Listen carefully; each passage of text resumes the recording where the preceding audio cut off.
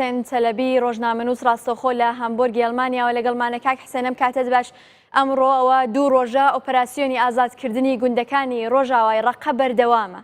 ئازادکردنەوەی ڕەقە بۆ ڕۆژاوای کوردستان چەندە گرنگە؟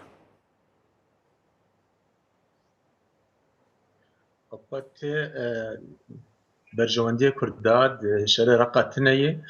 جودایەک پڕ مەزن نابەرە ڕەقە و کۆبانێت هەیە کۆبانی وەک جەنابێ وەزانە کۆبانی باژارکی کورد و کورد بەرەبانیت بەر باژاری خوردکردن gelek hestê dinyayê gelek hestê cîhanê hemû kurdara bûn wî şerê handiş ber Daeş neheqît kir rastî gava êrişî Kurda kir lê reqa wek hûn zanin reqa bajarkî Erebê ترازیبوونا کوردات بێ مەسلێت تنەیە عرب بخوا ji vê meselê nerazîn عرب بخوا vê meselê şermezar dikin bênîn tevgilî Daeş bisê xwedayên ser reqa عرب dibînin ku tedayîk pir mezin gav hêzên Kurdî tên êrişî wa dikin. Yani yekemîn êk bercewendiyê wê divê meselê de heye divê êrişa reqa de azadkirina reqa de heye rejîma Sûriyê heya ana mixabin yani çerçoveya Sûrî ana wilo çêbûyî ana rejîm Sûdê jê dike gava çi karê çi karê yekîniyê parasiyan gel ya hêzên Sûriya Demokrat dikin xwedatînin ser hostek erd bijî ev bercewendiya rejîmê de ye ji bo wilo em bêjin ti Kurd divê nekin vê mesela hande Kurd ti soz ji war nehatin danîn Kurd ti misogirî tineyî got wê sibe roj wê halê wa xweş be bi piştî ev şerê han bi dawî bê heyana Kurdekan bejdariyan kردووە وەک خۆش دەڵێ ڕەقە شارێکی عەرەبیە کوردەکان بۆ بەشداریکردنیان لە ئازادکردنی ڕەقەدا دەبێت چ مەرجێکیان هەبێ تازە ئەوان بەشداریان کردووە Ez dibînim Kurd wek tê xuyakirin heyana ti soz ji war nehatin danîn ser kaxeza nizetinene piştî veşartî hebe em bixwe wek çavdêr em nizanin bixwe bes heyana tiştî tê xuyakirin got kesî ti soz nedane Kurda bercewendiya Kurda yekemîn ew got Kurd lê devera xwe bisekinin devera xwe dibêjin me destê xwedanî ser bêtir aram bikin ji ber heya ana tê xuyakirin got ew dever ne aramê roj bi roj êrîş têne teqîn çêt bin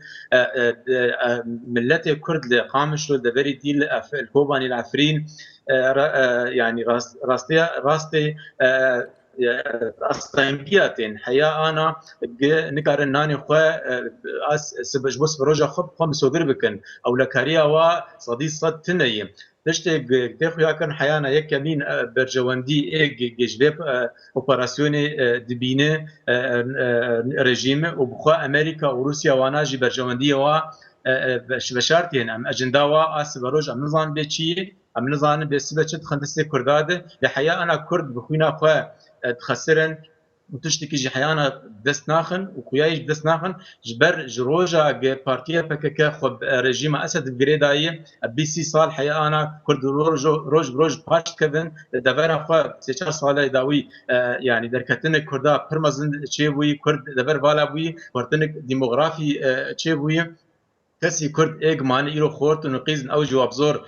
تشك دكن وبجستاني واجمالي وابردين برسكا اويكا لا اوبراسيون كدا كرد بجداره يعني بيدوايه كرد تي بدز دهنه لسوريا ولا كومالغاي نيو دولتي دا بجداري كردني لبروسي ازاد كني رقدا